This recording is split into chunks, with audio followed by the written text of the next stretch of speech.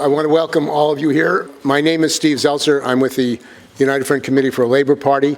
And as part of LaborFest, we felt it was important to have an event around the issue of labor and Palestine. As we all know, there's a genocide going on in Gaza. There are pogroms going on in the West Bank. And that the working class unions in Gaza and Palestine have called for international labor boycott of Israel. And that struggle for labor action in the United States and internationally is critical. That's something U.S. workers can do to support the Palestinian workers and end this criminal genocide supported by the United States and our tax dollars. So we have a number of speakers here who are going to talk about the struggle in labor for Palestine. There was a recent convention of the ILWU, and there's a struggle in the UAW 4811 around the issue of the repression and also the attack by fascists and Zionists against an encampment in UCLA, which is a dangerous development of fascists and Zionists coming together. So the United Front Committee for a Labor Party supports the idea of a mass Democratic Labor Party in the United States as an alternative to the Democrats and Republicans. We believe that the working class in this period needs a working class alternative against the Democrats and Republicans. And furthermore, the rise of fascism is a danger to people in this country. And internationally, there's a growth of fascism internationally. And I don't know if people have seen this program 2025, but in our view, it would basically change the United States, the structure of the United States, to a fascist regime. And they want to fire thousands of government servants, civil servants, and then put in fascists in government positions. Something we haven't seen in our lifetime in the United States. And it's something we believe that there needs to be a united front against fascism in the labor movement. And the latest development, of course, and we'll talk about it, is the attack by Trump against Sean Fain, who said that he should be fired. And he attacked him, and basically there's a great danger that if Trump is elected, he will probably put the UAW in trusteeship.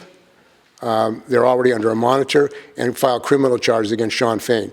So I think this is what we're facing here in the unions, an attack on labor, and I think, again, this is a very dangerous situation. So without further ado, I'm going to introduce our first speaker, Clarence Thomas, who is the former Secretary-Treasurer of the ILWU. And since I've known Clarence, he's been an internationalist. He fights for workers around the world and has organized the defense of Cubans, he organized for the defense of Iraqi against the invasion of Iraq by the United States. He went there at danger to himself, and he has actually taken up a fight for Palestinians and the fight for the ILWU to take action. So without further ado, welcome Clarence Thomas. Solidarity, greetings, sisters and brothers, comrades and friends. I want to first of all say how pleased and privileged I feel that I'm here tonight to speak about a very important issue that affects all of us way beyond this room. It's the moral crisis of our time. I've known Steve for a long time, and that relationship has been built upon work.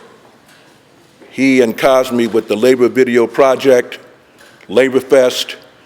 He has covered extensively the struggles of the working class, in particular those struggles that emanate from ILWU Local 10. We need more of what Steve and Cosme do, which is one of the reasons why we don't have a labor party. We don't even have a labor channel where working people can identify and learn, have discussion, which is in direct contradiction to what we hear on MSNBC, CNN, Fox News, and all the rest. As Steve mentioned, I am an internationalist, was born and raised here in Oakland, California, attended Oakland Public Schools, City College of San Francisco State College, which was where I got my revolutionary training.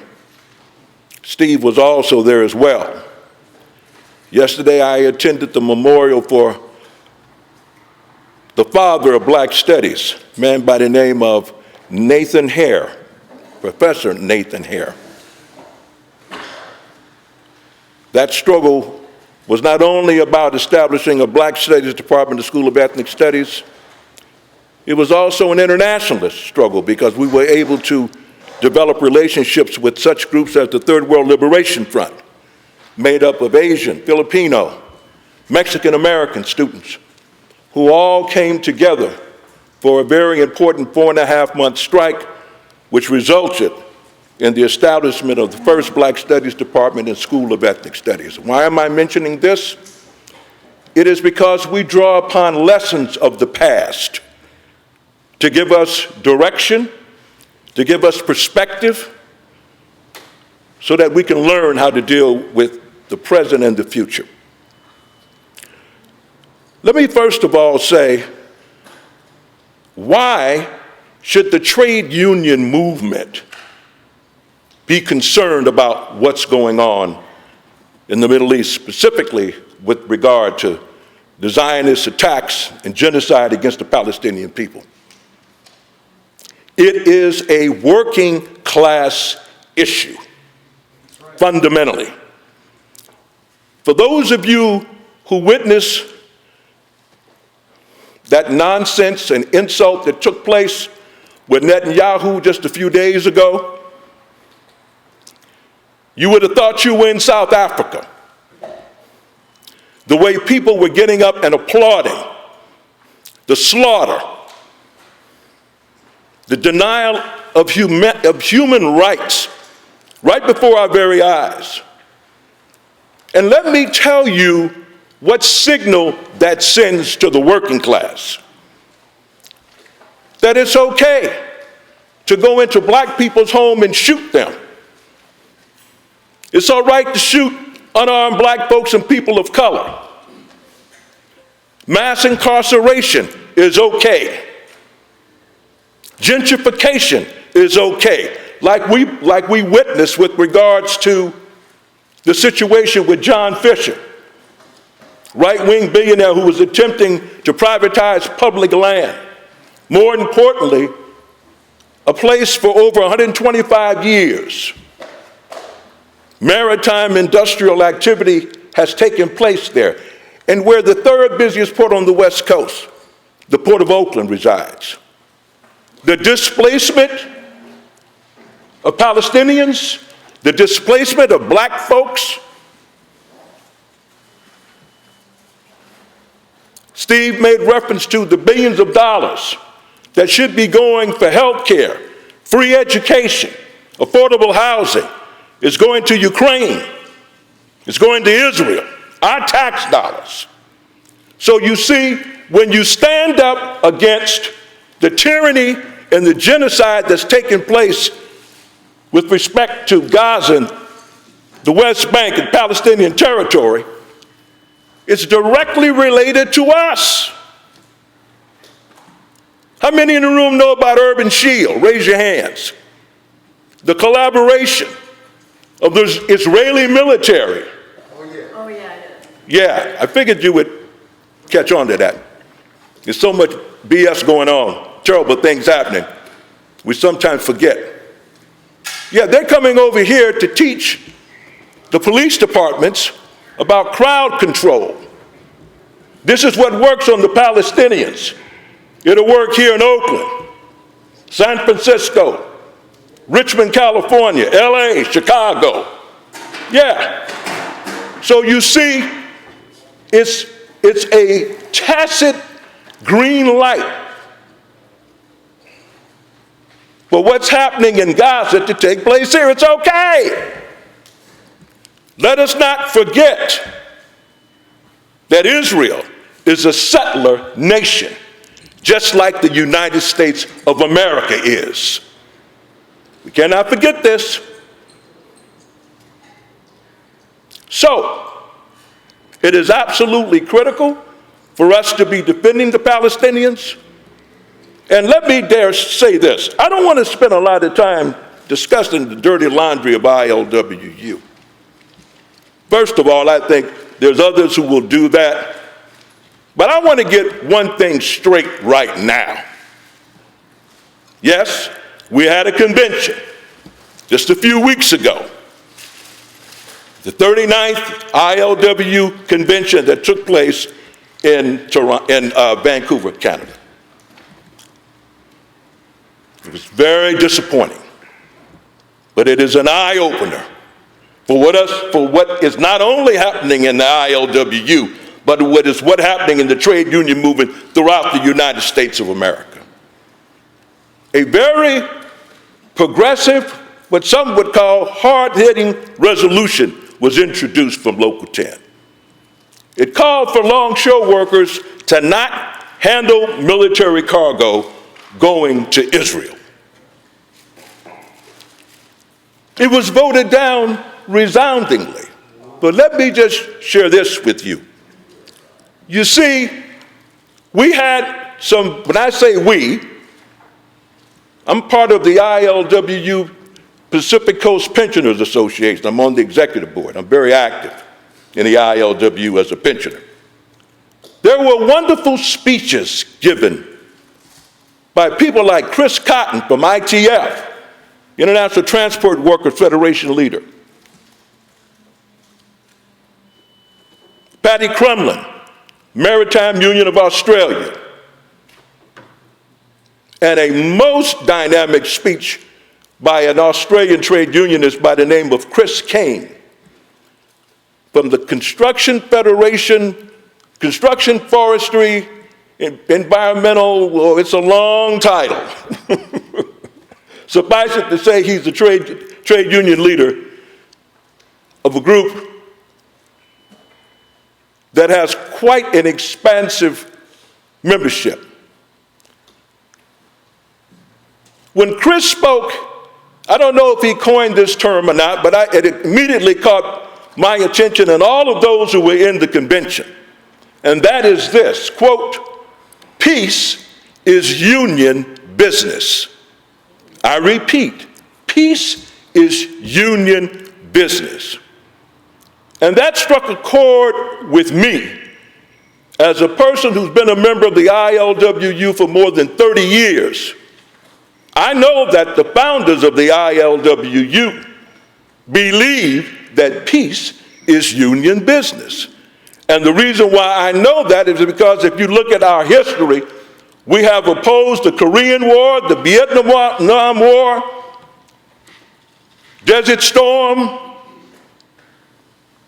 We've stood up against tyranny, whether or not it was a question of fascists moving into Ethiopia in 1935 and us refusing to handle cargo going to Ethiopia, going to Italy that was destined for their work, whether or not it was in 1939 when the ILWU refused to send scrap iron to Japan because it was the wisdom and foresight of people like Harry Bridges and others who realized that those materials could be used against American GIs, which in fact did happen, starting with the attack on Pearl Harbor.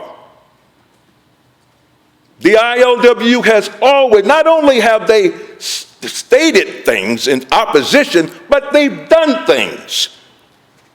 You see, it's one thing to call for the Biden administration not to send military cargo. I don't want to make it seem as if it's not a significant thing. It is. But make no mistake about it. When you disrupt maritime cargo, specifically that which will facilitate and benefit Israel, that's a whole nother subject. I don't care what they voted on at the convention. It don't mean a damn thing.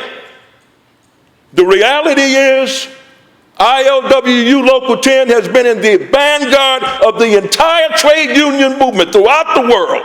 There is no one that has done more to support the Palestinian sisters and brothers than Local 10. I dare anybody in the room to get up and challenge me on that.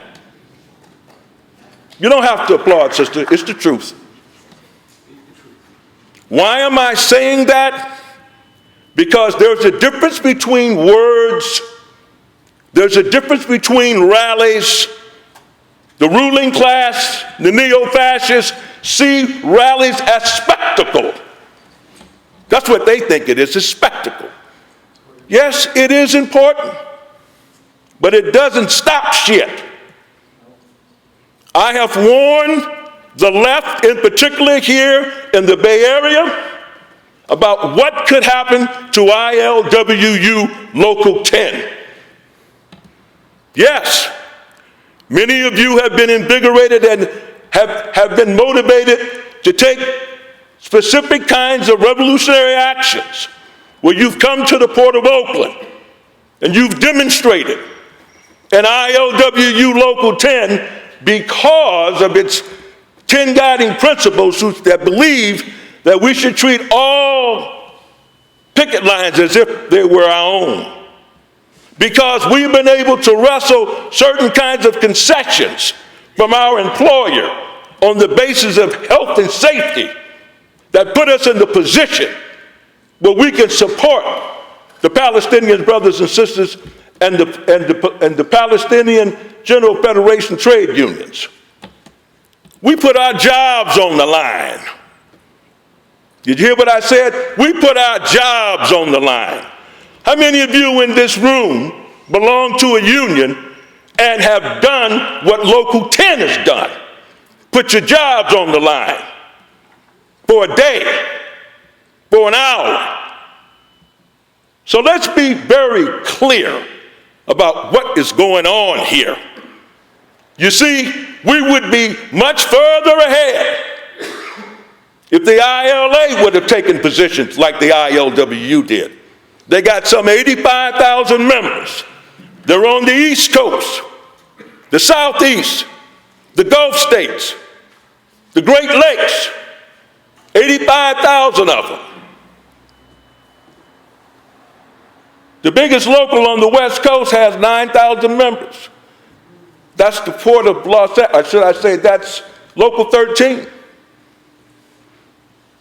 We're going to have to face some very, very blatant realities here for those that are in the room and those that are watching this on this particular video that will be provided by Steve Zeltzer.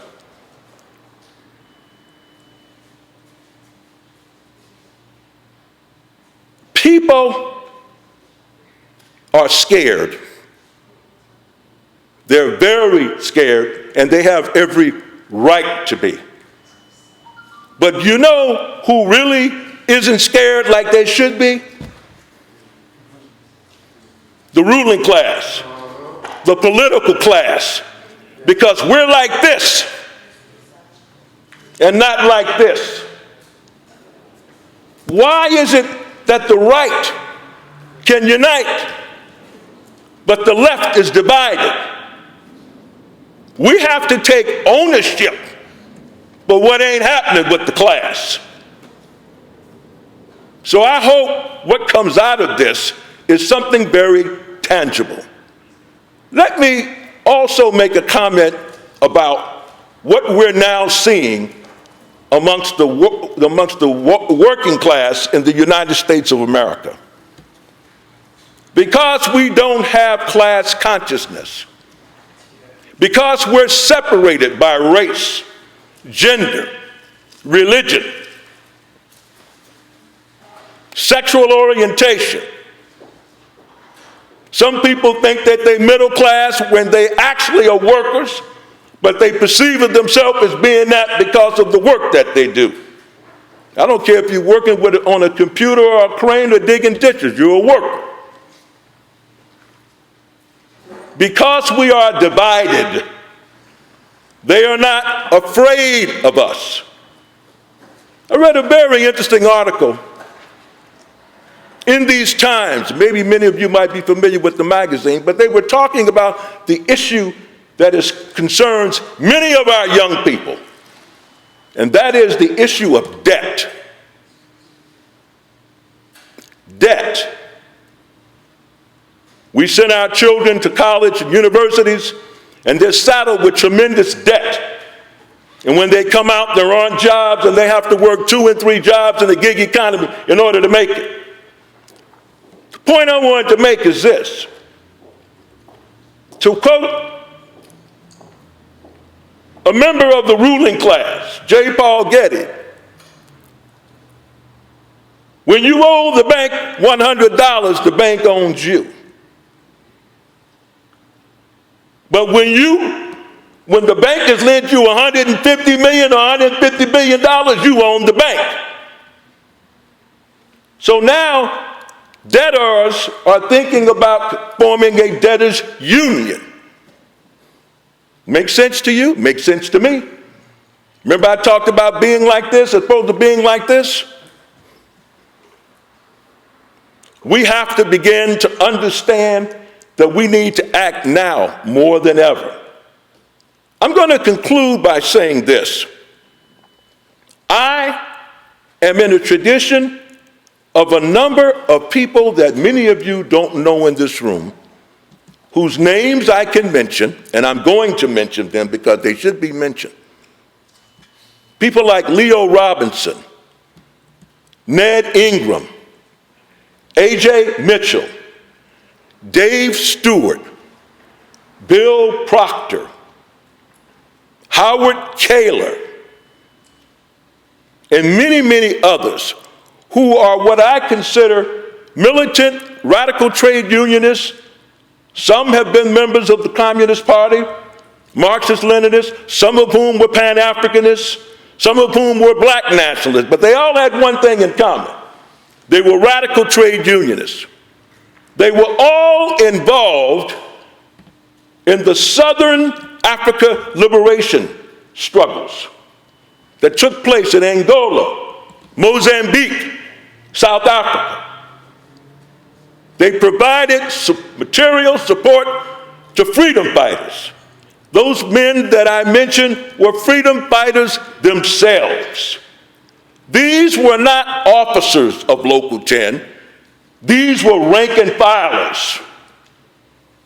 And what we need now is more radicalism from the rank and file, not from the leadership. The bureaucracy is connected to the Democratic Party. That's what we saw play out with the ILWU. It's not alone. The specter of neo-fascism, the white working class identifies more with race than they do with their own issues that affect them all. Whether or not it's debt, whether or not it's lack of affordable housing, whether or not it's lack of a living wage. We should be having free education, Medicare for all, and so much more. And we can get it. And we can start with the mobilization and support for the Palestinian struggle. Thank you very much for your attention. I appreciate it. You're going to hear from other speakers tonight. Thank you, Steve, for the opportunity. Free, free Palestine. Free, free Palestine. An injury to one is an injury to all. Tear down that apartheid wall. Thank you. Thank you, Clarence. And also, Clarence has some books, Mobilize in Our Own Name, which is a very important accounting of a united front in Washington, D.C., and to organize a working class movement in this country. And the ILWU led that call and brought in unions from around the country to go to Washington, when the politicians and the union leadership said, don't go to Washington, D.C. It's an election year, and we should not be mobilizing to go to Washington, D.C. That is what they did. So one of the issues that has taken place in the struggle for Palestine is the struggle of the encampments around the country, of students, of workers, organizing encampments to educate students and the faculty and the universities about the nature of Zionism and the fact that their own officials and administration are Zionists, as are the Democratic Party. Now, these demonstrations, or these encampments rather, have been important nationally, an expression of young people against this genocide. And the reason that the administration and the government don't want that, like occupies, they don't want people to be educated about the nature of this genocide that's going on, what's behind it and who's behind it. So one of the important encampments that took place was in UCLA. And the role of Zionism and fascists at UCLA coming together, and the role of the Democratic Party and crushing that encampment is very important for us to learn about, because the coming period, there are going to be more of those. I don't know if people are aware, but during the witch hunts in the 1950s, the House Un-American Activities Committee, which was targeting communists and socialists and militants and the unions, one of their biggest allies was the B'nai B'rith, the Zionists, who actually were giving advice on who to target, communists and leftists in the labor movement. They were organizing with the state to attack the working class, to attack militant workers in this country. And that is coming again. There's already a Republican congressional committee which has subpoenaed union locals, including the local in New York, that took a stand for Palestinians in order to terrorize them, to harass them, and to get them to change their position. So joining us is Peter Racioppo, who is with UAW 4811. Welcome, Peter. Describe the strike that we just had and the encampments, but I want to begin by describing a little bit of what 4811 is. So it's a local within the UAW of student and academic workers. It was organized in the 80s and 90s, series of strikes culminating in its winning union recognition around 2000. And it affiliated with the UAW, which was, auto was declining, and it was looking for other streams of union dues. So, it started unionizing academic workers. And so that was a victory. The union won recognition, but the militant student workers that had formed the union were increasingly sidelined by the UAW bureaucracy and staff that came in. There was, however, a brief period of left-wing leadership about 10 years ago, and in 2014 there was a referendum in the local to endorse the boycott, divest, sanctions movement, which was unprecedented for a union local to take that up, but that was actually annulled by the executive board of the UAW. And then shortly after that, the leadership, the left-wing leadership in 4811 was basically thrown out. Bureaucracy stepped in, and there were elections that swept them out. And since then, we've had a conservative clique that has dominated the politics of the local, and that's been aligned with the national leadership. And they, politically, they subscribe to what you could call the right wing of DSA sort of politics. They've focused on increasing the size of the membership, at least on paper, but they make little effort to involve members in running the union, and decisions are centralized among a handful of people, and staff plays an outsized role as they have the time to meet and talk to workers and file grievances and so on. But the union has grown to 48,000 members statewide, and so yeah, you might think academic workers wouldn't be very militant because in some ways it's a very privileged section of the working class. Some of them are training to be high-paid professionals.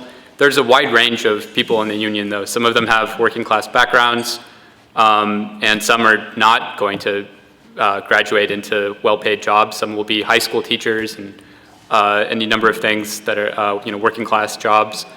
And real wages have been declining steadily for more than a decade, while rent and the cost of living have been exploding. And so all of that led to a strike in 2022, which was the largest in the local's history. And this really politicized workers and brought them into the union, and also brought them face to face with the fact that it's not very democratic. So concessions were made at the bargaining table unilaterally against widespread dissent. input from members was ignored. Meetings were shut down.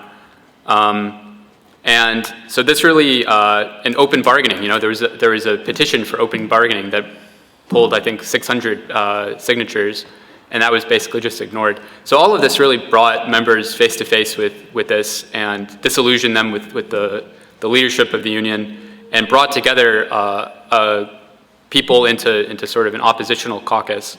And so that was a couple of years ago, and that caucus is really what, over the course of the last year, has been leading the organizing around Palestine in the local. And so as early as October, the caucus warned that it was likely the military assault on Gaza would likely lead to tens of thousands of deaths, and that we needed to endorse BDS. The local issued a mealy-mouthed ceasefire statement of a couple lines that hardly any members saw, and we said we need to go further than that. So in a November membership meeting, the leadership brought its own wishy-washy ceasefire resolution. We brought a BDS resolution, and they argued against our resolution, but we managed to pass it over their opposition. And I believe that was the first such resolution in the UAW since October. After that, it spread to other campuses, and we were able to basically force a referendum for a ceasefire. And there was also in 2325 local in New York of attorneys. They attempted to have their own resolution, but some Zionist members of that local tried to prevent them from having a discussion and voting on it in court. So they had to fight that in court before they could pass that resolution. And as Steve said, they've been subpoenaed and attacked by a House committee. And they continue to target, the House, talks about anti-Semitism in the trade unions and so on, and particularly has called out 2325. And at the same time, the caucus in 4811 was working closely with the student coalition that was leading the protests against the genocide, and participated in organizing them. And the students, the protesters, were demanding that the universities divest from their investments in war manufacturers. The University of California is a large institution in the state. It has ties to the Democratic Party. It's tied to, gets funding from DOD, and it's tied to, gets funding from military contractors in the LA area and the big tech up here. So this is a major institution. It has $100 billion in assets. And of that $100 billion, it invests billions in military contractors. It also invests, I believe it's $4 billion in Blackstone, which is basically the biggest slumlord in the world. So these were serious demands that the students had, and so when the encampments were spreading, there was an encampment set up at quite a few University of California campuses, and the one at Los Angeles was attacked violently pretty much from the very beginning. You had sound blasts that were being blasted at the camp at all hours. You had, lots of harassment. As time went on, it just escalated. You had fascistic sort of characters, Proud Boys, that would prowl around at all hours of the night, brandish knives. So it became very clear that that this was dangerously escalating. And in fact, there was a counter-protest that was violent only a few days in, but anyway, it culminated on the night of April 30th. So a group of about 200 fascists showed up and tried to storm into the encampment and fired fireworks in, we're really trying to physically break up the encampment, or else terrorize the people so much that they would willingly leave, and got very violent. They were beating people with metal poles, pepper spraying people. They used tear gas. There were actually a couple of instances of people throwing acid, and people got burns on their arms and legs. So this was a serious attack, and the police stood down for 4 hours, and the students, most of them, undergraduate students, 18, 19, 20 years old, were, holding up these wooden pallet barricades trying to prevent them from coming in. So that was the scene for 4 hours. And actually, we learned later that the chancellor was on a balcony watching this unfold. So very suspicious, because we've seen how fast the police can respond when they want to, when it's to break up student protests. But in this case, apparently, LAPD was just not able to act for 4 hours. So that's unprecedented in this country, that a fascist mob would be bold enough to come onto a major university campus and attack students in front of the whole world. This is what finally persuaded union leadership to call a strike, because there were union members that were there, including some of the people that organized it. But even people from union leadership were there and witnessed this with their own eyes. And then finally they said, okay, we have to call a strike. So the next day, the university announced it would break up the encampment, it would bring in the police. And there was a tremendous response from the campus community. You had, I would say, close to 2,000 students and professors and community members came and basically surrounded the entrances to the encampment so that it would be impossible for the police to come in and remove them. And they stayed there for hours. I mean, they were there until midnight and later. And when the LAPD did enter, the students were so overwhelmingly outnumbered them that they were forced to retreat back out of the encampment. So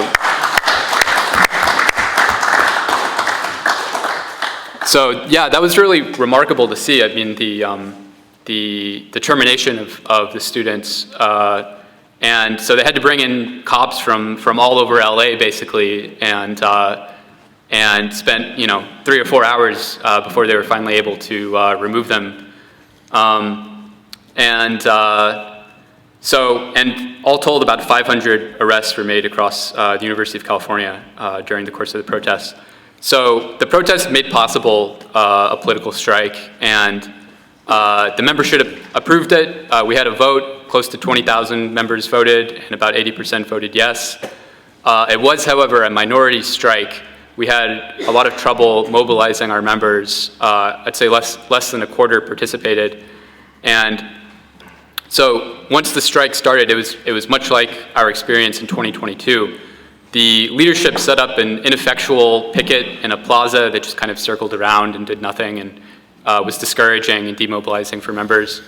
And so our members were, the caucus, the opposition caucus, tried to pull members into through democratic assemblies that would involve people in making decisions for themselves, and militant actions like delivery pickets to block delivery trucks from entering the campus, which we later found out cost the university tens of millions of dollars. So the university pulled out every stop to try to prevent this from happening. So they filed 2 injunctions, and they also sent a letter to all of the members before the vote results had even been announced that said, this is illegal, and trying to intimidate members and saying, we're going to fire you and we're going to bring you up on disciplinary charges.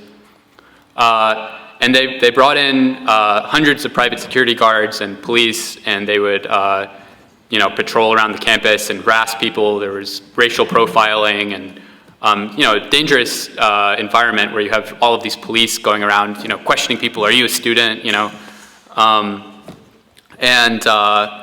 And when we had these pickets to block delivery trucks, they sent the security guards at us and the cops would come in and say, we're going to arrest you if you don't leave in 2 minutes. And so we would go to the next location and block that one and then come back. So it was a kind of cat and mouse game, and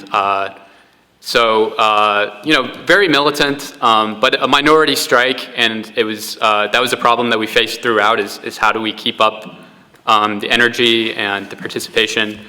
And ultimately the way it ended was the university wasn't able to get PERB, the Public Employment Relations Board, to accept their injunctions. So they went to a district court, Orange County, and got a conservative judge to issue a temporary restraining order that went through basically the entire duration of the strike. So, and leadership kind of just rolled over at that point, and effectively that was the end of the strike. The caucus wasn't able to mobilize enough members to really prevent the strike from being shut down at that point. So that's an attack on labor law and an attack on the union. And we've seen that the perspective of our leadership was an extreme concern for legality. You know, don't do anything that they can use against us in court, because we are going to be fighting this legal case over years, and you know it's going to go to the higher court and then maybe the state Supreme Court, and we want to make sure that the right legal precedent is set.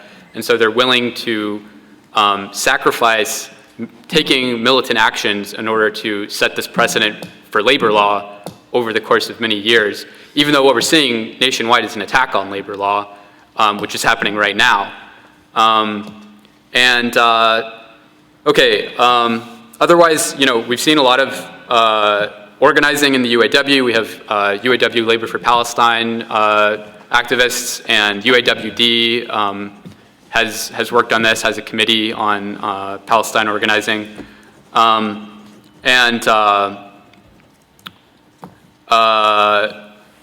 And the UAW issued a ceasefire statement, I think largely because of the action of the rank and file and the locals taking these sorts of actions. We found out recently that, so the federal monitor who was installed in the UAW because of the corruption scandal and to oversee direct elections in the UAW, he has been going after Sean Fain, the president, and asking for something like 120,000 documents from the UAW, a huge number of documents.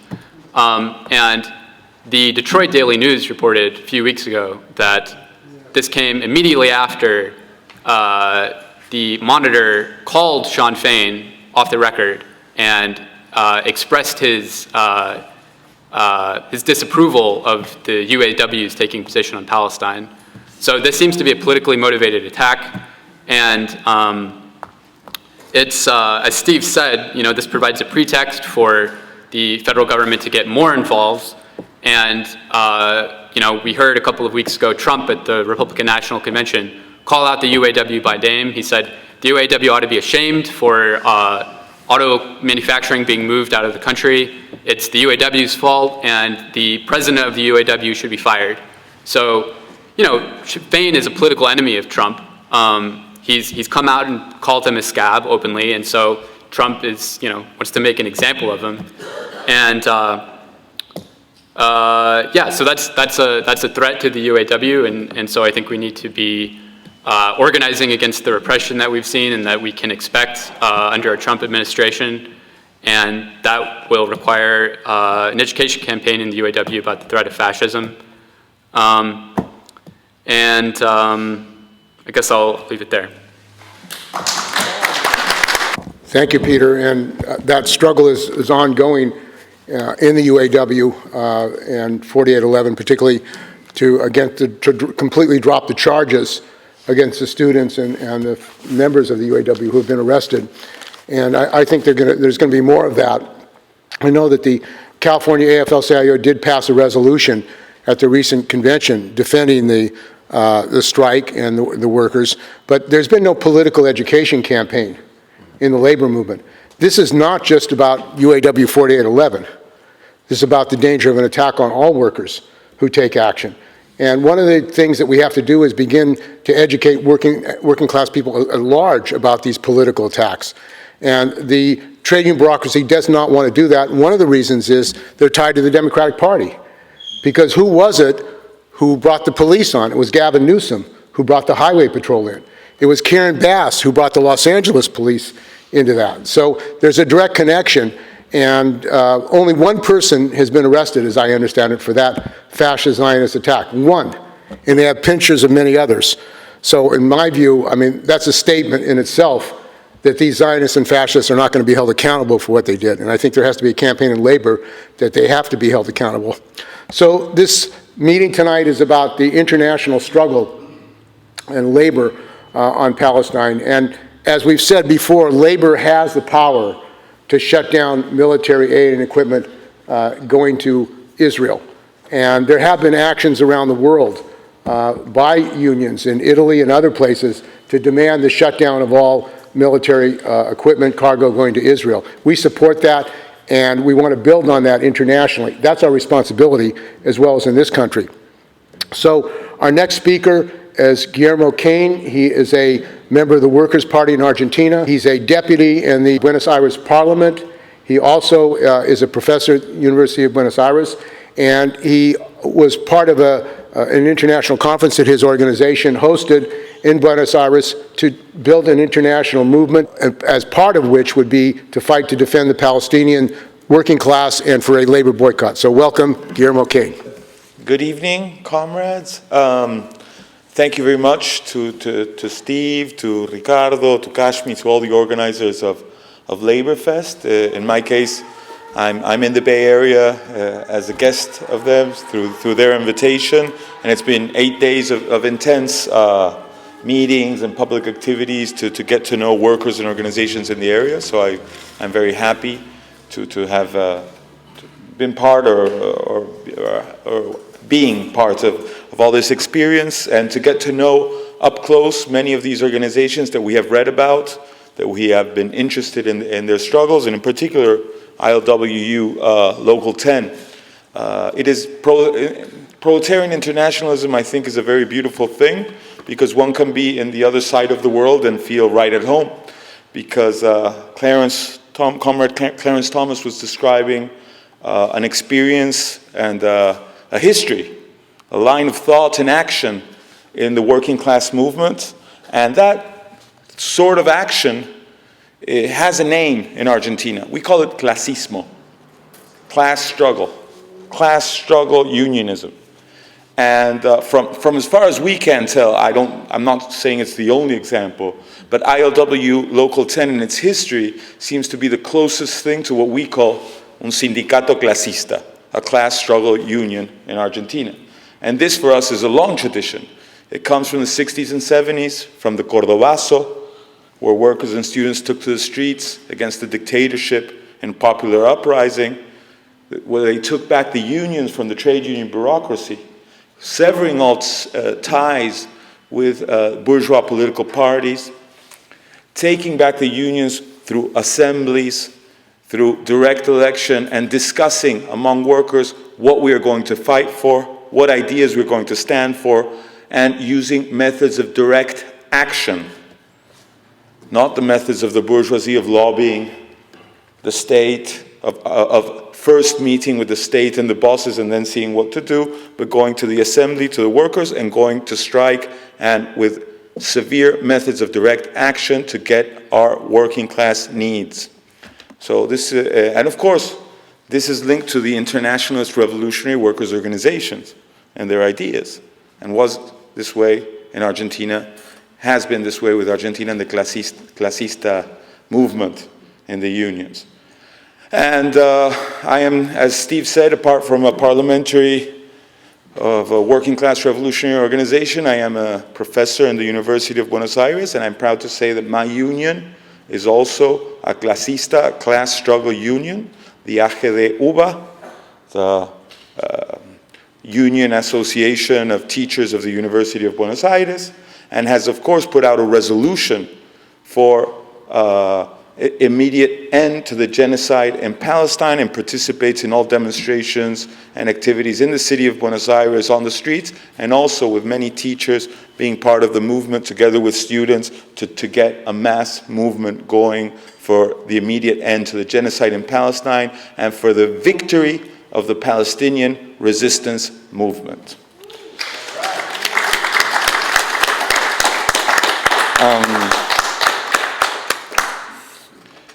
This has taken on many forms that we have tried to put the struggle out on the streets in Argentina, though the same 6 months have been very difficult.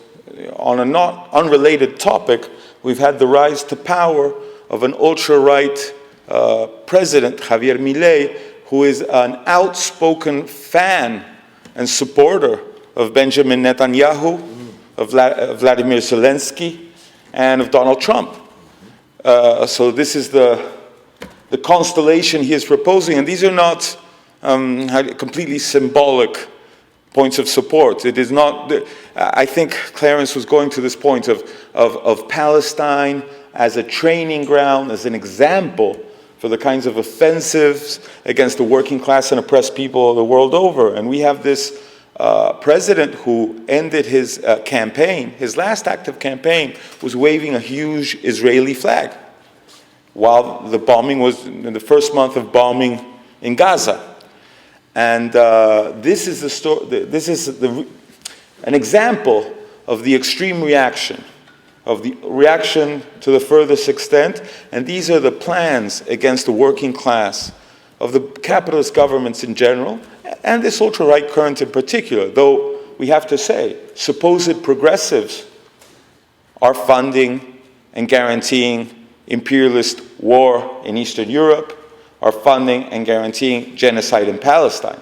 So it is both or all capitalist blocs which are promoting this. In Argentina, we have, for example, we don't have weapons going to Israel in general. We have a few weapons coming from Israel in an agreement with Milei. So this is not how it functions, but we've had a strong denouncement of Zionism and certain economic enclaves. For example, under the Peronist government, the Mecorot company was tried to bring in to Argentina, which is a company which controls water. And Mecorot is used in Palestine to cut off the water supply to the population and to the agriculture. And the local governments are bringing in this company to manage water supply in several Argentinian provinces. And we have been outspoken in the rejection of the presence of this company in Argentina. And we think that the sort of plans of destroying agriculture, destroying local populations, and rerouting natural resources is what's behind their presence in Argentina as well. We have been outspoken since this is the first day in defense of the Palestinian uprising, which is the reason why our Congresswoman Vanina Biasi, who swore her oath into Congress, among other things, for the victory of the Palestinian resistance movement, who went into a heated debate with Zionist journalists the 8th of October, the day after the uprising by the coordinated forces of Palestinian resistance in a very heated moment. It was the day of the presidential debate in Argentina, and she went with a T-shirt with a symbol of Palestine, and the journalists didn't like this. And this is the reason they have tried to frame her as a supposed anti-Semite and someone who does religious discrimination, and the Zionist centers are financing the lawyers of trying to make this trumped-up case. Socialists are not anti-Semites. Being against Zionism in Israel is not being anti-Jewish. Many of us are Jewish. I am Jewish. We have organized a group in Argentina similar to the ones that exist here in the United States, called Jews for Palestine, and who are in the front lines of the demonstrations for Palestine. It is the reactionary character of Israel is so clear that it is the neo-Nazis the world over who are hosting this ridiculous anti-Semitism, the marches against anti-Semitism. And it's the recycled neo-Nazis that are there and saying the Marxists are anti-Semites. And this is the case in the persecution against Vanina Biasi as well. And this is why we urge you, in this case, if you can, to give your aid, your solidarity, your signature in this case, which is going to the Argentinian courts, as I said, with a very well-financed team by Zionism. I don't want to make it long, and I think the key is what Steve said, and what Clarence Thomas, what Comrade Thomas said as well. The working class has to not just talk about solidarity. We have to use our strategic place in production to affect the war machine.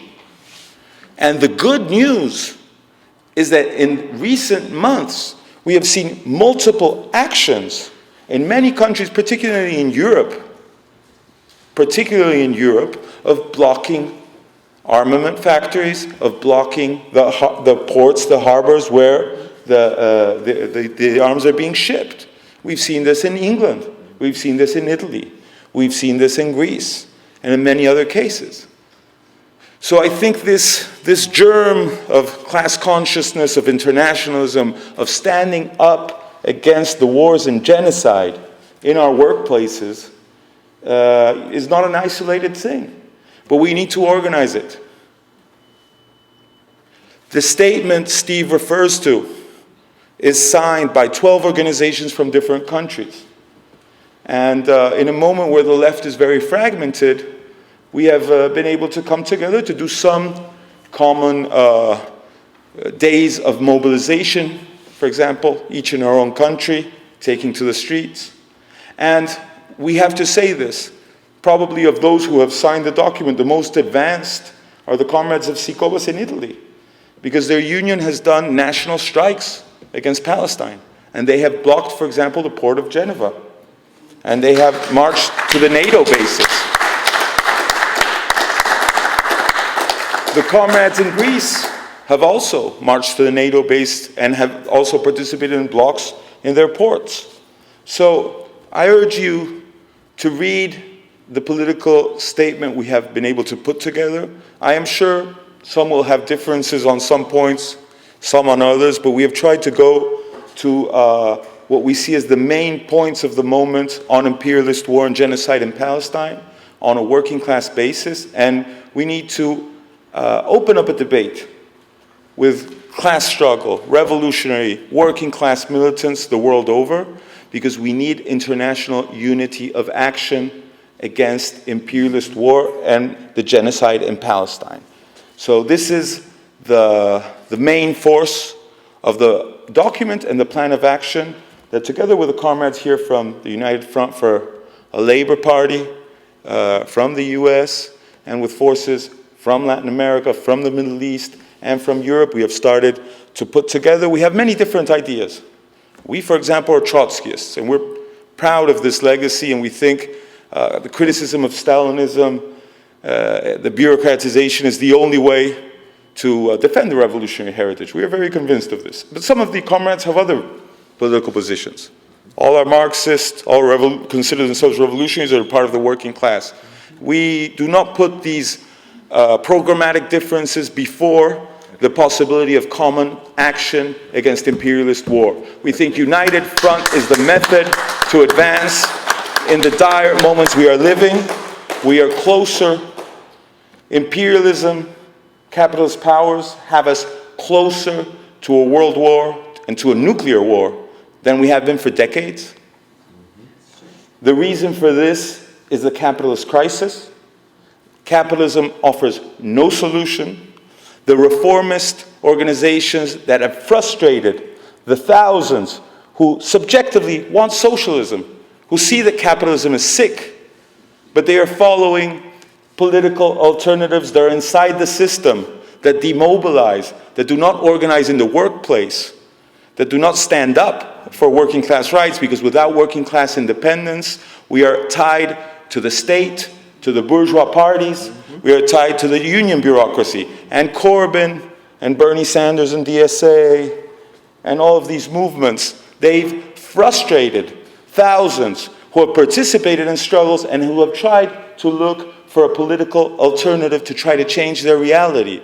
So we need, urgently, to come together, those who understand these premises and who start doing the practical work that can put us through a common experience in the possibility of a new revolutionary international to bring together the thousands and thousands who are rising up against capitalism, war, and genocide the world over. Thank you very much, comrades. LaborFest is going to be having a boat ride tomorrow night, Labor Maritime Boat Ride. At 5:30, we charter a boat, and we have labor historians, union activists, musicians, and we talk about labor history, working class history, because it's very rich. Working people are not told about the history in this country, but there's tremendous working class history in the Bay Area and all over the country. One of the things that we covered was the commune, the St. Louis Commune in 1877, where workers took over the St. Louis. It shows the power of the working class, which is unknown, even in St. Louis.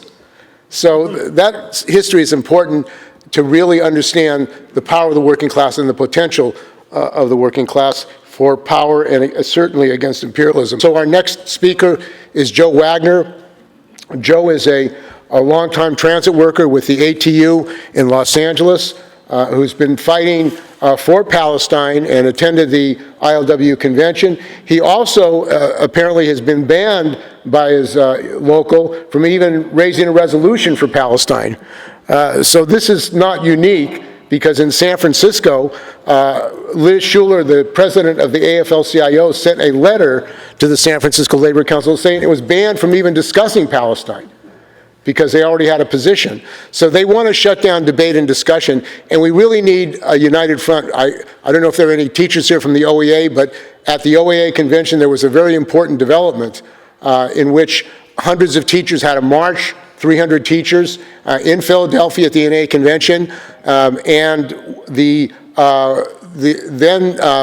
workers went on strike. They postponed the vote on the resolution. There was a resolution they had for Palestine from Friday to Sunday.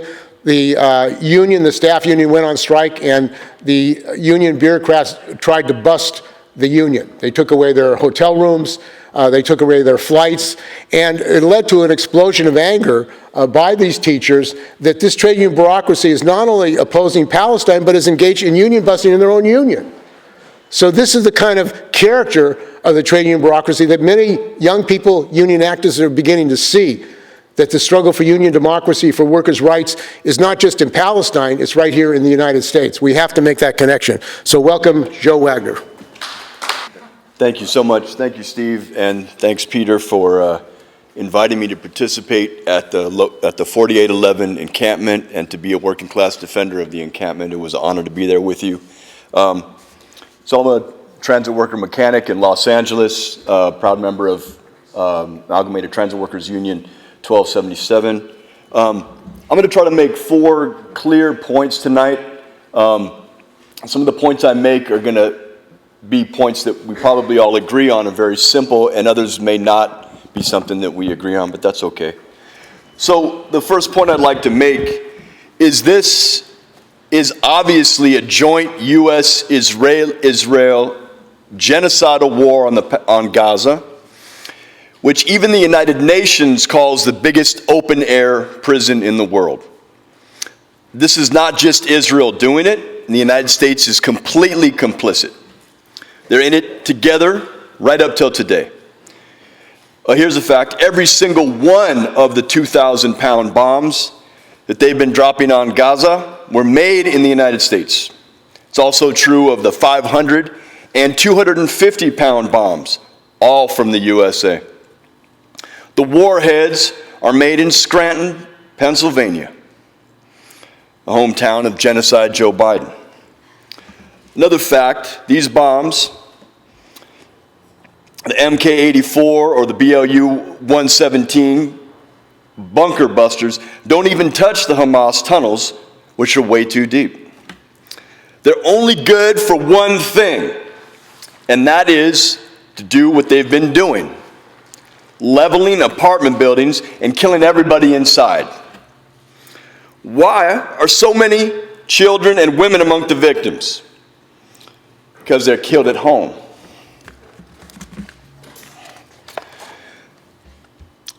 Every one of these planes those bombs are dropped from are also made in the United States. F-15s, F-16s, F-35s, they're all made right here. In other words, this is a genocide made in the USA. Without the U.S. bombs and warplanes, the Zionist military wouldn't be able to carry it out. They could and would murder a lot of Palestinians, like they have in the past, but to actually carry out a war of extermination, which is what is happening, they need U.S. weaponry. And by the way, Biden's claim that the U.S. stopped delivering these genocidal bombs to Israel is a charade. They paused one shipment, and then they kept sending more. At least 14,000 of these 2,000-pound bombs so far, plus another 13,000 smaller bombs and missiles. Reuters reported it. I'm sure you've seen it. The war material is sent with full knowledge of what they're to be used for. To bomb the most densely populated area on the planet to smithereens and murder tens of thousands of Palestinians, while 1 million or more are starving to death. Rosa Luxemburg said it a long time ago. We face either socialism or barbarism. This is the ugly face of the U.S.-Israeli barbarism, what's happening in Gaza. My second point is the Palestinian General Federation of Trade Unions in Gaza, the PGFTU, has been calling since October for labor in Europe and the United States to refuse to make or transfer military goods to Israel. A number of unions passed resolutions, usually calling for a ceasefire. There were some protests at Israeli companies like Elbit, which does surveillance technology. Barcelona dockers and Belgian transport unions said they wouldn't move war cargo, but we haven't seen actual action. Only in Italy, where militant rank-and-file unions shut down some ports and had union-wide one-day strikes in logistics protesting the Gaza war.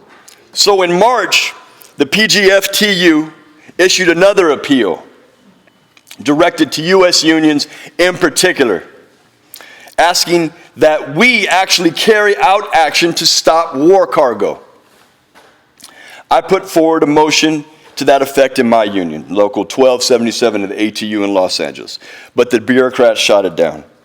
They even passed a motion saying that we can't bring up Gaza for a year. It was a gag order. In the Pacific Northwest, 4 unions passed motions introduced by supporters of Class Struggle Workers Portland, calling to stop military cargo to Israel. That was the UPTE painters, the iron workers, the IBW electrical workers, and AFT education workers, and now even the carpenters have passed that motion. The biggest and most consequential union that stepped up to the plate is obviously Local 10 of the International Longshore and Warehouse Union here in the Bay Area, which sent a motion to the ILWU's recent convention for the union as a whole to refuse to handle military cargo to Israel. So those in Local 10 who spearheaded this motion did not do this in isolation, but together with NUMSA in South Africa. And this really points the way forward, international labor action. So as Brother Thomas spoke at the convention in Vancouver, British Columbia, the ILWU bureaucracy moved behind the scenes to vote it down to by a 2-to-1, 2-to-1 ratio.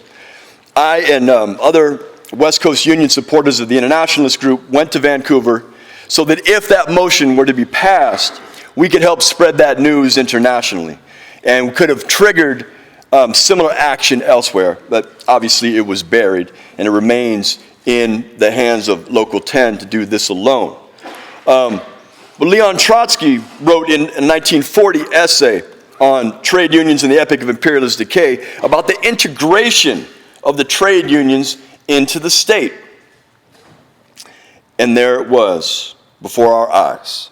The former president of ILWU, Local 52, Max Vekic, now head of the Federal Maritime Commission, addressing the convention.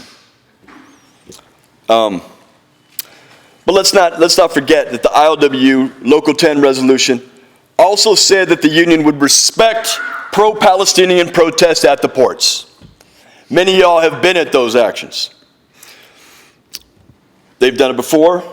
Let's do it again and combine it with shutting down the whole port in solidarity with Gaza. I would send a powerful message. My third point is that quite a few unions have passed resolutions calling for a ceasefire in Gaza. Well, why do they do that? Well, they want the support of people like Democratic Party politicians who don't oppose the war as such, but after seeing all the carnage, they want it to stop because it's a bloody stain, you see. Like the United Auto Workers that passed a ceasefire resolution and then turned around and endorsed Biden for president, even as the Biden-Harris administration vetoed one ceasefire resolution after another at the UN Security Council. What kind of double-talking farce is that? A ceasefire would leave the Israeli army in place, occupying Gaza, which is totally unacceptable. Drive the Zionist butchers out. The point is not to pressure Biden and the Harris administration, which has been playing the ceasefire game since back in January, while pledging unwavering support to the Israeli blood-soaked butchers. Kamala Harris did it again on Thursday when she met with the Israeli mass murderer chief Netanyahu. The point is that instead of begging for a ceasefire, labor should act to stop all military cargo to Israel. And right now, in the middle of this genocidal war, it should shut down all commerce with Israel. No planes, no ships, nothing. Cut it off.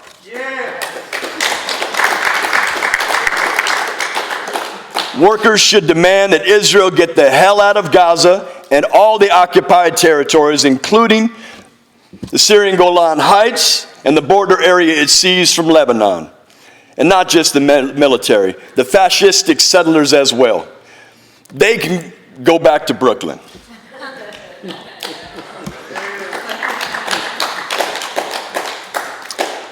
So by the way, comrades, we need to look into oil and fuel shipments. Those Israeli Merkava tanks are real fuel guzzlers, I hear. Less than a mile per gallon of diesel. So cutting off Israel's oil supplies is another pressure point for labor to take action. So point 4 is the political point. Above all, it's necessary to break with the Democrats and Republicans and the bipartisan imperialist support for this murderous Zionist state. The same Democrats who are warmongering from the Middle East to Ukraine to Gaza pose as the friends of labor, even as they rammed through a strike-breaking law against the rail workers in 2022. The same Democratic Party that claims to champion the rights of women did nothing to stop the elimination of constitutional rights to abortion. And the Democrats and Republicans vote in Congress to fund the slaughter in Gaza. They are ramping up to a third world war against Russia and China. Both parties of U.S. imperialism are preparing for war to carry out counter-revolution to overthrow the Chinese bureaucratically deformed worker state, which with its planned economy protected its population, holding deaths from COVID to a little over 500 for 3 years, while millions died all over the capitalist world. So point 4 is we need to fight for a workers' movement to break with all the capitalist parties and build a class struggle workers' party, not some kind of reformist labor party like they have in Britain, where they just took over from the conservatives and they still back Israel to the hilt. We need a party that acts as a champion of all the oppressed on the road to a workers' government. At the height of the 2016 election campaign, militants and class struggle workers Portland got painters, Local 10, to pass a resolution calling to break with the Democrats and all parties of capital and to build a class struggle workers party. A few months later, after Trump won the election and racist attacks started escalating, the same local passed a resolution calling to bring out labor's power to stop the KKK and all racist and fascist forces. Then in June 2017, they actually did it, building on those resolutions. The Class Struggle Workers Portland mobilized 300 unionists and supporters in Portland labor against the fascists. And a couple months later, members of Painters Local 10 in Portland joined with ILWU Local 10 here in the Bay Area to stop a bunch of Patriot Prayer fascists from staging a provocation in San Francisco. That's what a real workers' party would do. Not just talk, but action. We internationalists call for a binational Arab, Hebrew, Palestinian worker state in a socialist federation of the Middle East. We need to smash the Zionist citadel from within and overthrow capitalism all throughout the region and defeat U.S. imperialism's machinations. And ultimately, we need to bring it home and smash capitalism here in the belly of the beast. That only can be done through a revolutionary struggle throughout the region by class-conscious workers from Cairo to Tel Aviv to Istanbul to Tehran, and especially right here in the imperialist heartland. Now, I know this is a tall order, but it's the only road, and the road we're going down is World War III. So that what I'm calling for is, and what the internationalists call for, is a road of proletarian, revolutionary internationalism. Defend the Palestinians. Thank you, comrades. Thank you. One of the important developments in the unions, as a result of struggle of activists, of militants, is that some unions, a number of unions, have called for a military halt of equipment to Israel. And this has never happened in the United States because the unions in the United States, most of them are Zionist, have Zionist leadership. They support Zionism. And we have Richard Stone here tonight, who is a delegate from American Postal Workers Union in San Francisco. He's also a delegate to the San Francisco Labor Council, who is fighting to get a resolution passed by the Labor Council, which was being stalled for months while people were being slaughtered. And he recently attended the convention of the American Postal Workers Union, where they did pass a resolution calling for a blockade of military cargo to Israel. So welcome, Richard Stone. Good evening. Yes, actually just got back from our biennial convention. It was in Detroit. It happened to be in Detroit, which where one of the keynote speakers there was Rashida Tlaib. Consider that's her district, and she started it off by basically saying amongst other things that Detroit is the birthplace of labor. So I'm just gonna give a really brief report on summarizing the resolutions that I worked on, including the one that I unfortunately failed. So failing in passing, but anyway. So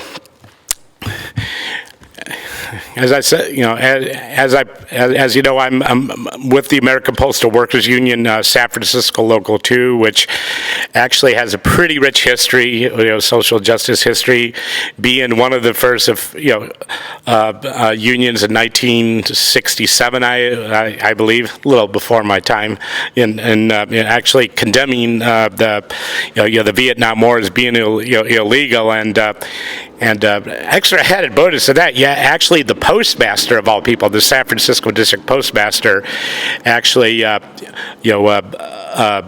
in solidarity, actually, also condemned. So it was one of those rare, labor management, moments where you had like I guess you could say a non-binding memorandum of understanding, where there was actually, an alliance on, back then, the most binding, social justice issue at the time, which was, calling for the end of the Vietnam War. So basically, my national, president, Mike Dimmenstein, he was the one that eventually did get the AFL-CIO to pass. But the thing is, but he had to fight other members of the board, including Randy Weingarten, who I guess she was the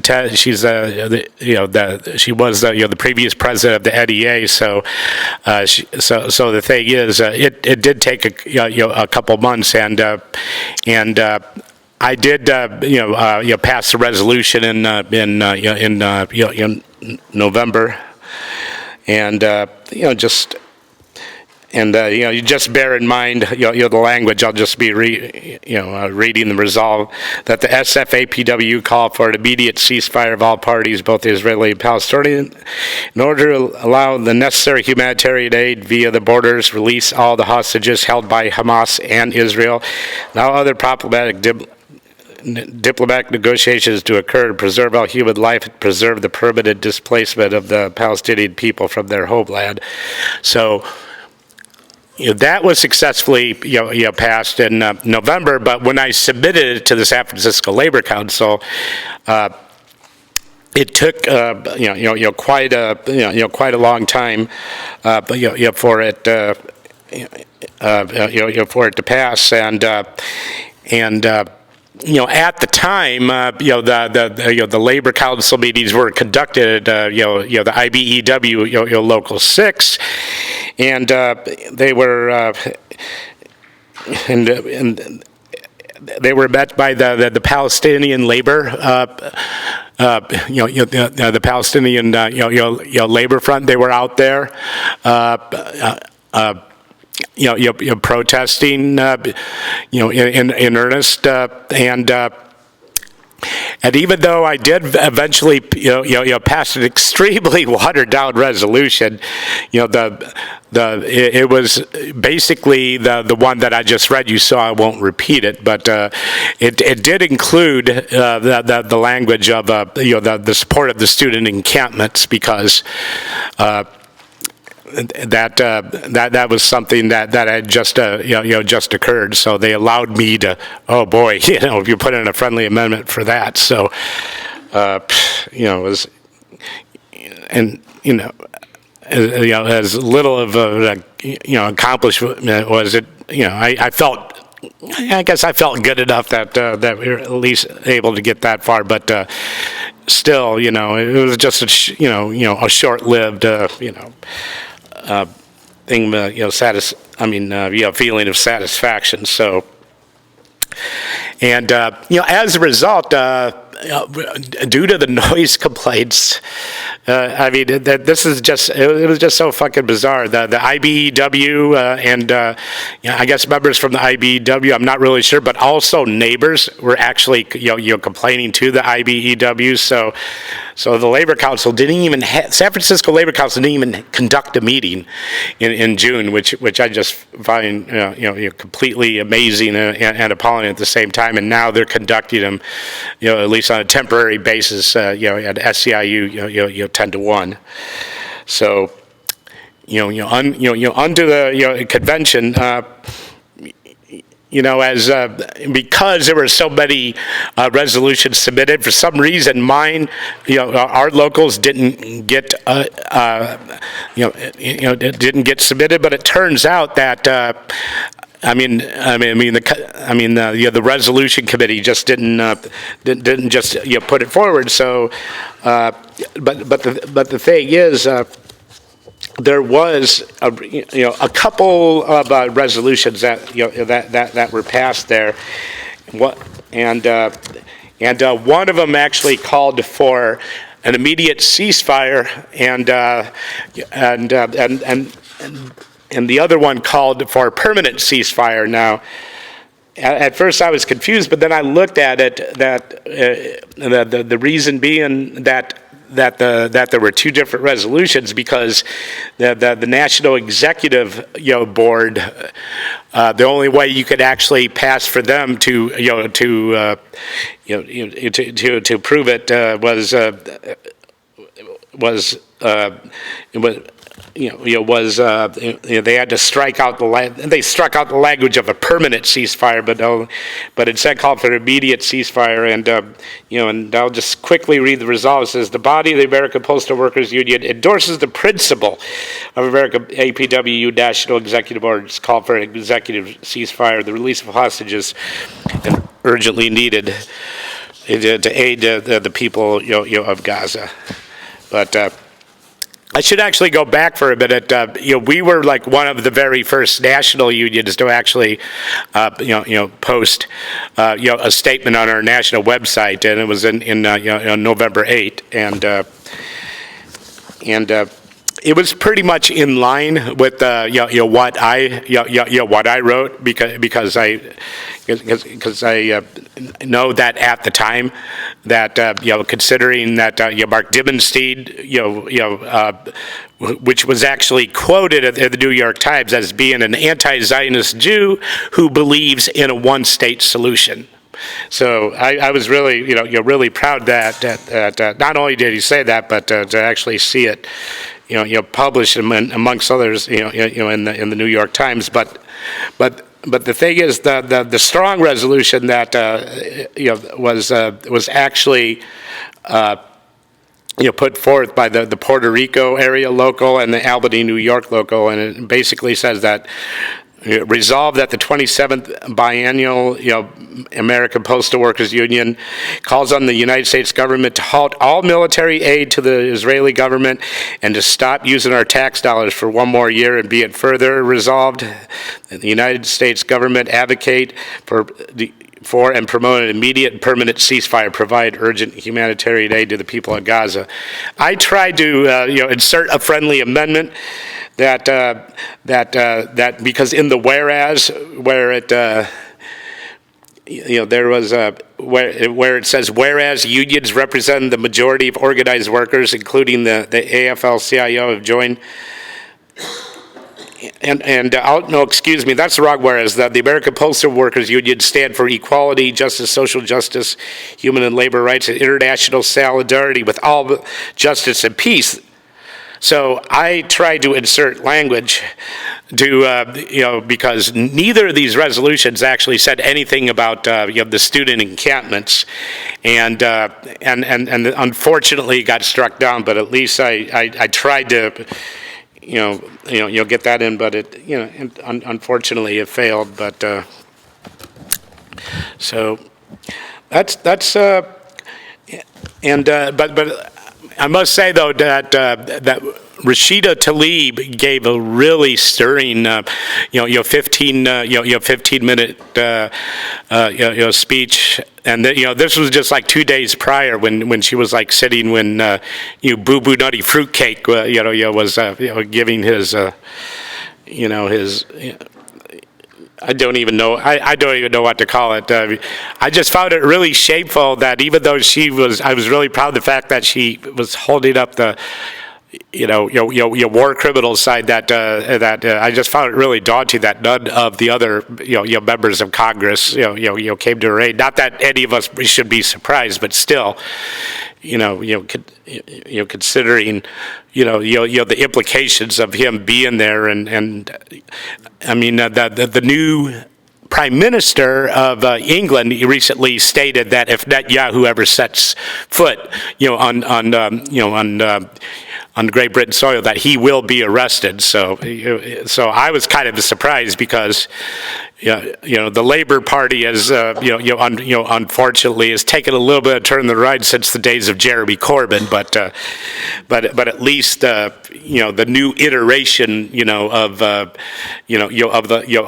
Labor Party was, actually, there's relatively a lot more conservative, and then there's I think it's called the Workers' Party, that was started by George Galloway, and he actually wasn't elected to the the Parliament over there, but because it was a special election before a general election, he only was in office for 58 days. So anyway, in the midst of all this, I'm also a sometimes published writer. So I, wrote a poem about the conflict that was a really short one, that was inspired or where I was horrified, where I saw this image, of in the foreground you see you see bombs blowing up buildings in northern Gaza, and in the background you see the airlift drops.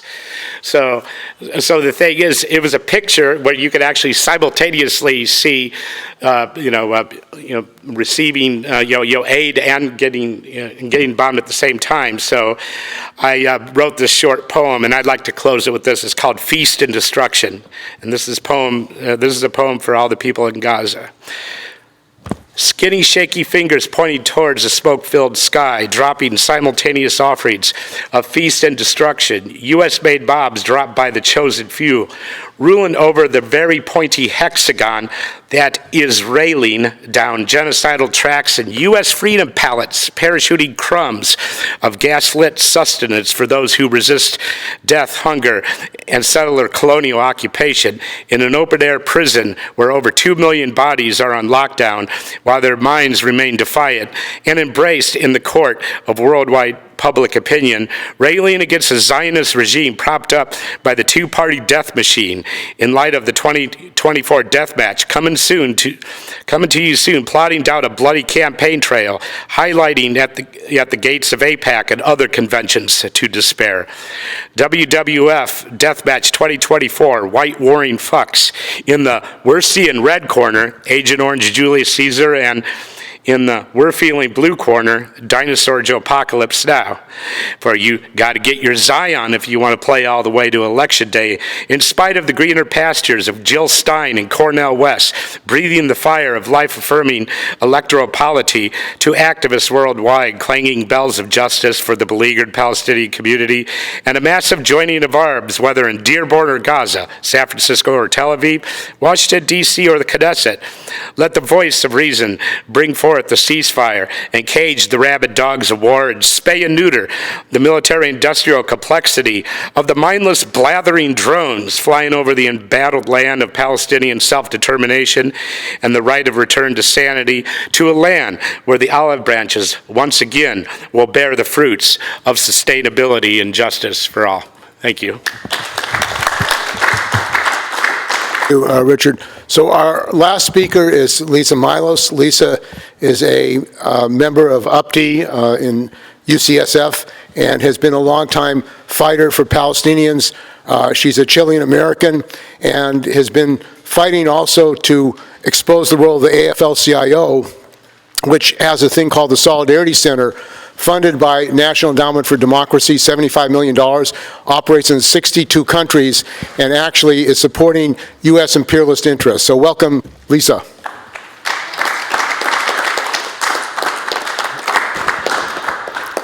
Hello. Yes. As a Chilean person, we in Chile have been when the papers became declassified papers, a lot of stuff came out. A lot of people didn't know, for example, the role of the AFL-CIO and the American Institute for Free Labor Development and how they trained 6,000 people to work with the CIA to try to destabilize the Allende government.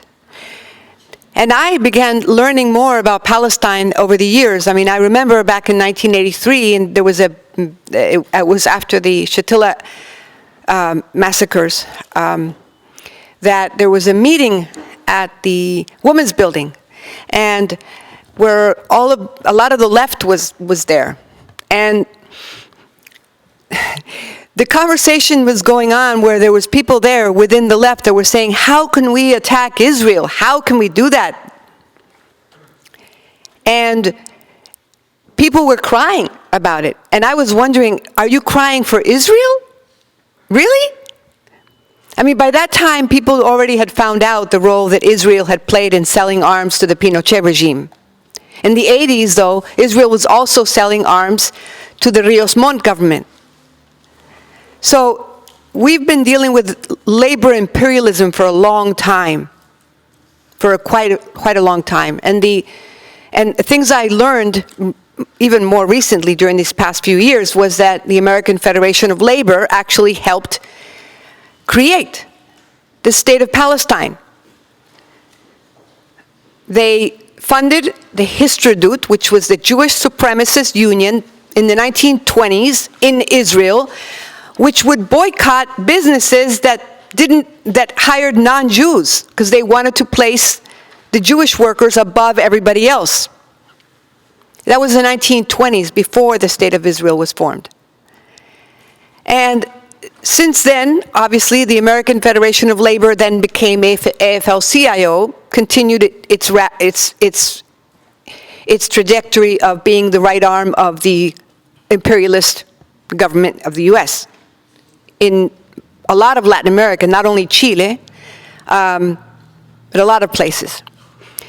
I was also a member of the Labor Council during the same period with Richard Stone, and we presented my union in June. My union is the University of Professional and Technical Employees, CWA 9119. I'm a medical interpreter at UCSF, and I've been there since 2007. I helped bring in the interpreters into the union.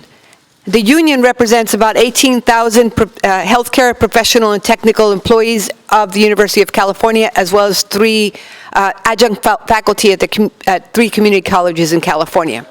We're part of the Communications Workers of America. And just to bring a little bit of history here, one of the presidents of the Communication Workers of America was instrumental in the creation of the American Institute of Free Labor Development. So in 2021, our executive committee actually passed a resolution because it was presented by the System-Wide Peace and Social Justice Committee. We passed a resolution in support of Palestine during the attacks on Gaza, the attacks on the Palestinians in the East Jerusalem, Sheikh Jarrah areas, and displacement. And it included breaking ties with Histrodut. So I tried to bring that resolution to the labor delegates with which we were allies at the Labor Council, but there was a discussion that ensued that said we were going to get less support if we included that, so we decided that we would draft a whole new resolution, which included the most important part, which was BDS, boycott, divestment and sanctions, and stopping USA to Israel. As soon as we did that, when we presented it in June 14th of 2021, we had the members on the Labor Council who are AIPAC supporters, like Olga Miranda from Local 87, SEIU Local 87, who herself had been at an AIPAC conference in 2016 and had said, "I am AIPAC." Okay, so there was no doubt that she was an AIPAC supporter. And she helped to send this to committee. She helped send the resolution to committee, and we tried to get it out of committee in July, and it wasn't possible either in August either. And then by the time, then September came along, and the Labor Council got a letter from the AFL-CIO saying that we were prohibited from addressing this or presenting this to the San Francisco Labor Council because it was an issue of international concern of which they had already taken a position. Now that goes against the history of the actual San Francisco Labor Council, which during the Vietnam War, they had adopted a position that was different than the national AFL-CIO.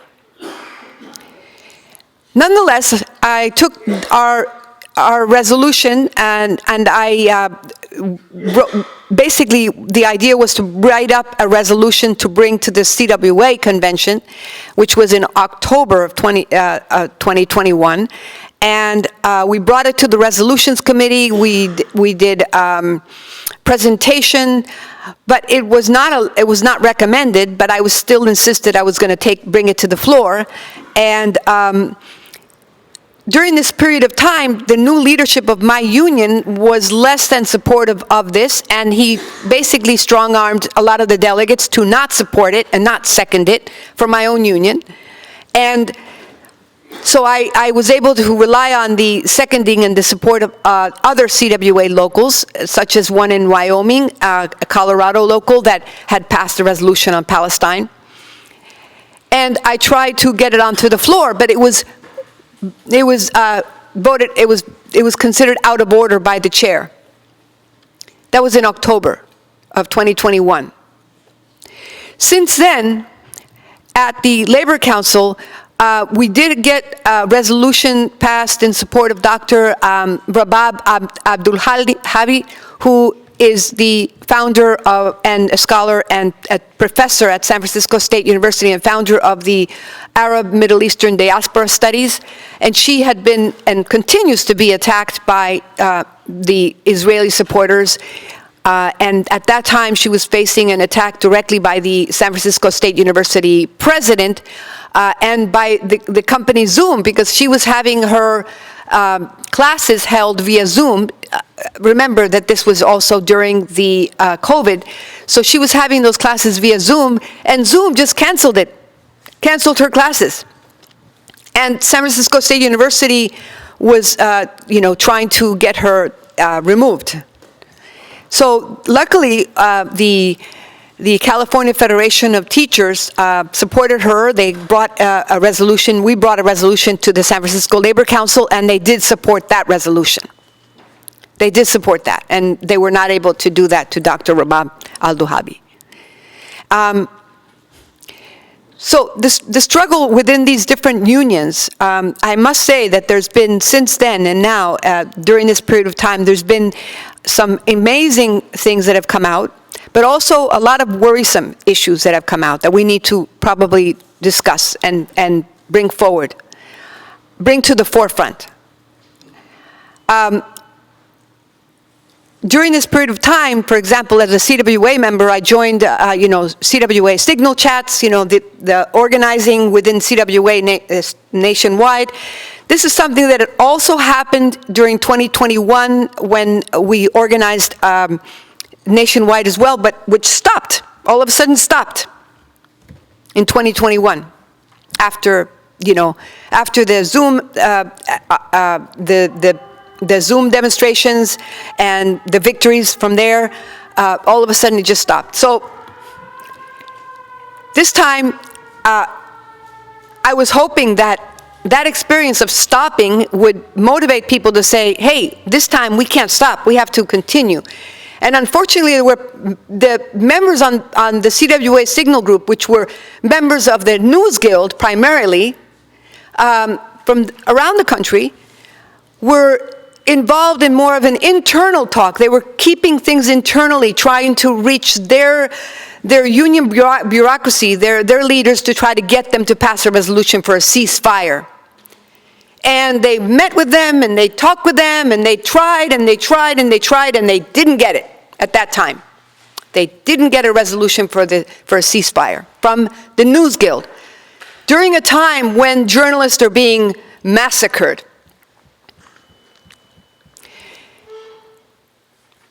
And there were several things happening at the same time. There was an organization of the Bay Area Labor for Palestine organizing with all the different unions as well.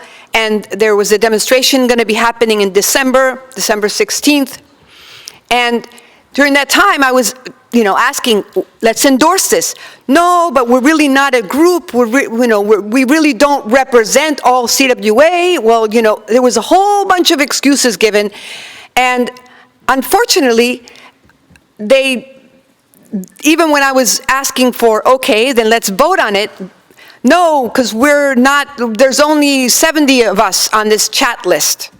And there are 70 activists, rank and file activists, but somehow this mentality that you have to be an officer of a union or you have to belong to the top in order to be able to make any decision seems to have, taken over people's psyche in some way, as if your voice is not enough.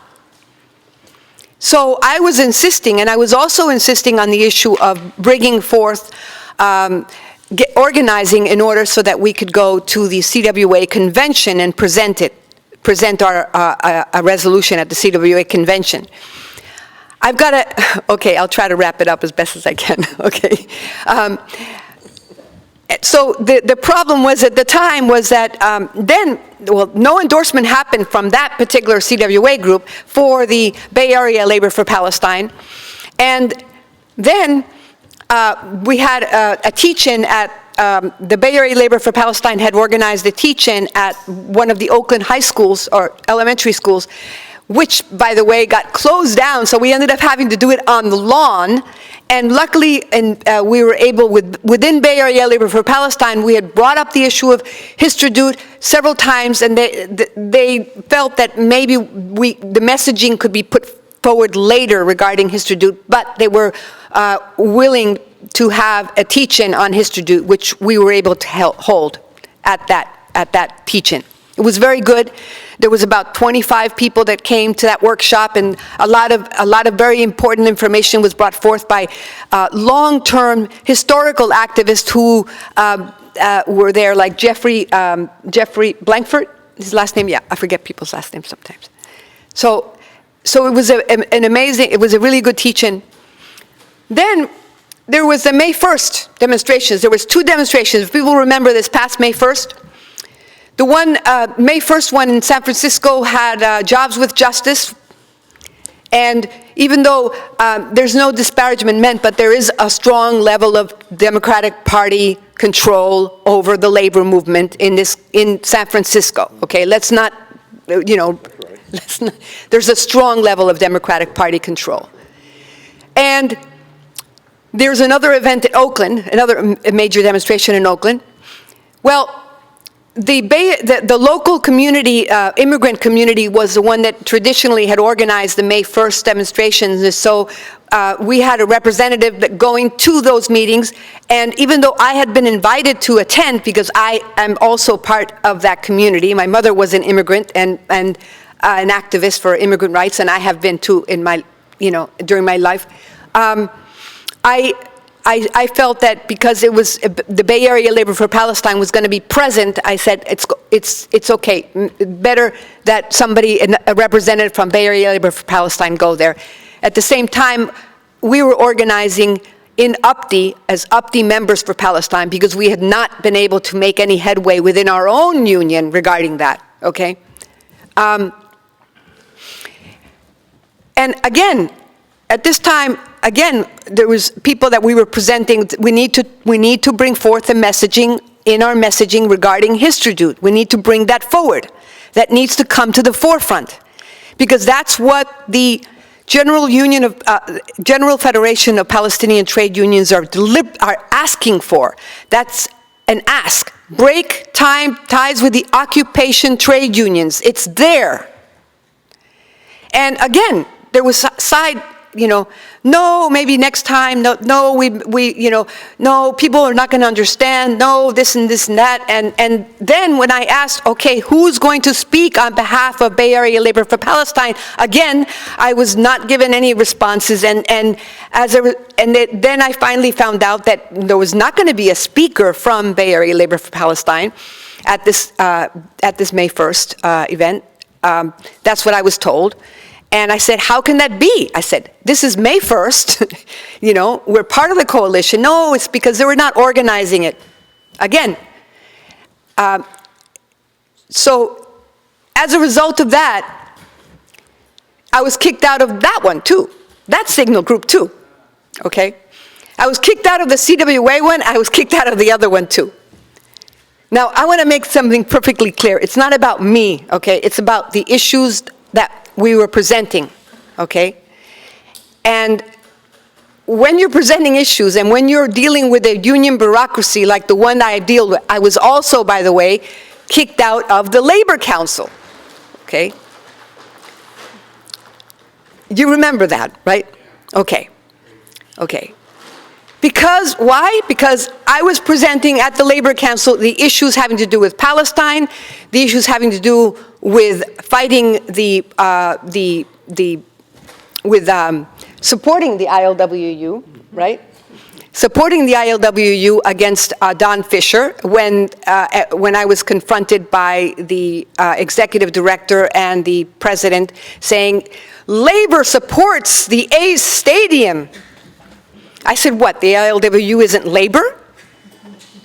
And I'm going to tell you very honestly, I'm putting it out there, the ILWU was the only union that stood up for Chile during the Pinochet regime, when they refused to haul, military equipment, during that time. Just like it's been practically the only one that has been able to stop the Zim ships, and literally the only one, okay? So, for me, it was an issue not only of the issue itself, but it was an issue of really being, it was an issue of integrity. And so those different issues that came up at the San Francisco Labor Council, unfortunately, continue to persist, as Richard has demonstrated, has spoken about. And that just means one thing, that we all need to stand up. Even if you're rank and file, we all need to stand up and be willing to confront the bureaucracy of our unions. We cannot allow them to speak for us any longer. And going to that, I'm going to finish with one thing. At the same time, I think media is a really important issue here, because one of the reasons why people are not as informed about what's been going on is because of the media. And luckily now people have social media. Young people especially have had the ability to be able to communicate via podcast, via TikTok. I mean, the level of communication that the Gaza journalists have been able to put out, none of that would have come out if there was no, media, social media, to be able to bring it out. Because if we had depended on the mainstream news, none of that would have come out, none of this. And I belong to the KPFA local station board. And I belong to a smaller slate, a minority slate, which is called Rescue Pacifica. And we have one candidate here from the local station board who's running. His name is Felipe Messina, he's right there. We also have a Palestinian woman, Dr. Rabab Al-Bukhadi, who's joining us on the slate as well. And as a member of the KPFA local station board, we brought a resolution in March to a local station board of people that call themselves progressives, but voted down a resolution on Palestine, an emergency resolution on Palestine. They voted it down. We have the video of the excuses they gave, but none of it was valid. And on top of that, during the 75th anniversary, there were 2 anniversary events scheduled. One was Amy Goodman and Democracy Now!, right, at the church that she did the event that was organized by KPFA. And another was going to be organized for the Middle East Children's Alliance with KPFA. Well, when I was going to buy the tickets for both events, to support both events, I found that the Middle East Children's Alliance was canceled because apparently the excuse was for lack of tickets. Okay, I found it to be, I went to the Democracy Now! Event, and they spoke the entire time about Palestine, but had no Palestinian speakers, none. None. And I found the need, and I found it very, very disturbing that they could fill a room for Amy Goodman, but not for the Middle East Children's Alliance.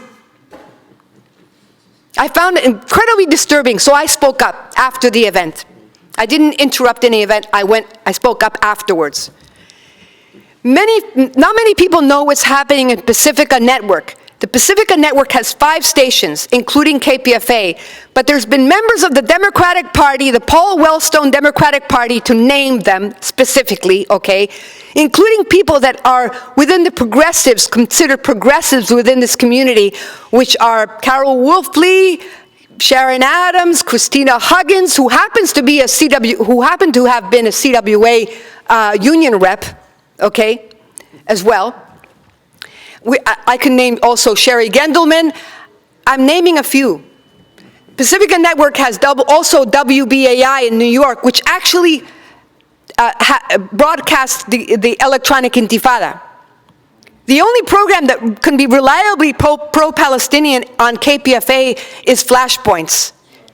I mean, reliably.